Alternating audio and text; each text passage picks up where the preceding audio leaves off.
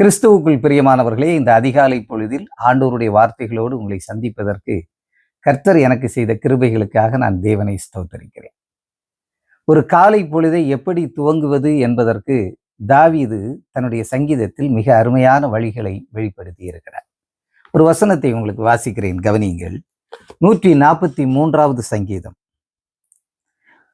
8வது வசனத்தில் தாவீது சொல்கிறார், அதிகாலையில் உமது கிருபையை கேட்க பண்ணும். உம்மை நம்பி இருக்கிறேன், நான் நடக்க வேண்டிய வழியை எனக்கு காண்பியும். உம்மிடத்தில் என் ஆத்துமாவை உயர்த்துகிறேன்.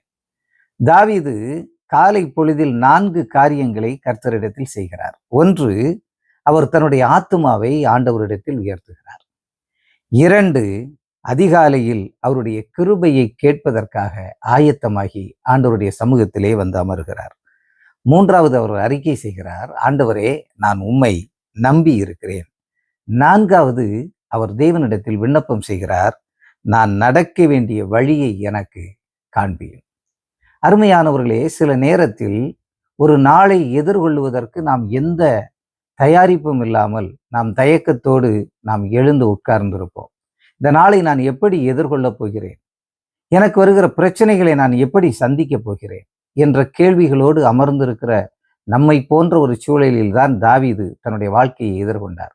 அப்பொழுது அவர் தேவனிடத்தில் விண்ணப்பம் செய்கிறார், நான் நடக்க வேண்டிய வழியை எனக்கு காண்பியும்.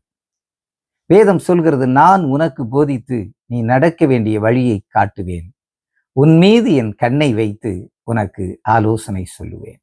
நாம் ஆராதிக்கிற நம்முடைய தேவன் நமக்கு ஆலோசனை சொல்லுகிறவர், நாம் செல்ல வேண்டிய வழியை நமக்கு காட்டுகிறவர். இந்த காலை பொழுதிலும் கர்த்தர் நம்மை வழி நடத்துவாராக, நாம் நடக்க வேண்டிய வழியை நமக்கு காண்பிப்பாராக. நம்முடைய ஆத்துமாவை ஆண்டவரிடத்தில் உயர்த்துவோம். கர்த்தர் இந்த நாளை நமக்கு இனிய நாளாக்கி தரட்டும்.